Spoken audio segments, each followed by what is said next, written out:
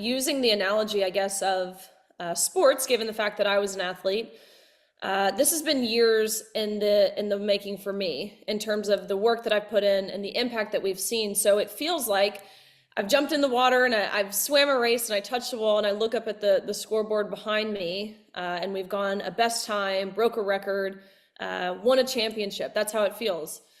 So very excited. It's admittedly, it's hard for me to want to applaud this because it feels like we're applauding someone for saying that the sky is blue. But nonetheless, I believe this is long overdue and in total contrast with what the former administration, the precedent that they had set. So I was a college athlete. I swam at the University of Kentucky. In my senior year, I had to compete against a male. This was a male who went from ranking in the 400s and 500s nationally in his rightful division, the men's division, to 12 months prior competing with the women, and would go on to win a national title. It changed my life radically to say something so entry level, something so obvious, something that all of us knew. Me, my teammates, my coaches, my athletic director, my family, all of my competitors, we all knew this wasn't fair. We all knew this was wrong. We all knew the exploitation while simultaneously being exposed to in the locker room. We knew all of this was wrong, but no one was willing to say it. I was. And so now, I was supposed to be in dental school. That has clearly not been the way my life has gone. I've had lots of support, of course, but with the stance I've taken comes a lot of backlash. I've been, berated by the media.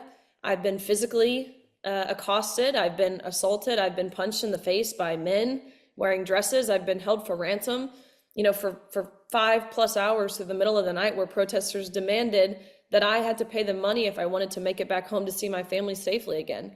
But even with all of that, I would take the stand that I've taken 10 days out of 10 because it's worth it. I know the fight that I'm fighting, it's a necessary one, and I would argue that it's urgent that we push back. So the Trump administration will sign an executive order soon that will ultimately enforce Title IX in its original intent. Of course, Title IX, it was enacted in 1972, so coming up on 53 years ago, and all it did was ensure or prevent sex-based discrimination from any educational program that receives federal funding.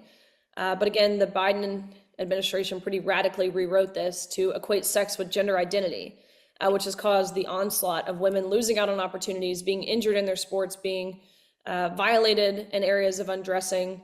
But President Trump has said, look, we won't give federal funding to any public institution that allows for this anymore.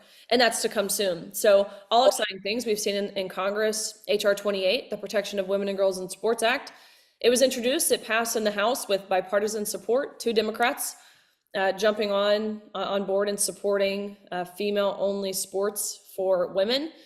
It will go on to the Senate. Hopefully we'll see some bipartisanship there as well, and we'll get this codified into law when it gets on President Trump's desk. I think it's huge. We've seen a systemic erasure of women as a whole, not just in sports, not just in bathrooms, but across the board. I can't even tell you how many female inmates I have talked to who have had to share a cell with a man. And oftentimes these are male inmates who have spent many years in men's prisons who are convicted of horrible, awful sexual crimes. I've talked to women who have contracted AIDS from these male inmates. I've talked to women who have become impregnated by these male inmates. It's horrific, the assault on women across the board. So to have someone who has so decisively and emphatically declared that men cannot become women, women cannot become men, the sexes are different, not in a way that makes one inferior to the other, but really in a way that's beautiful.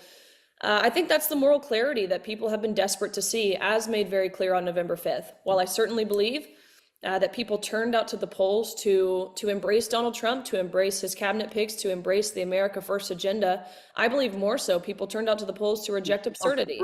And that is what the Democratic Party has become, which is entirely and thoroughly absurd.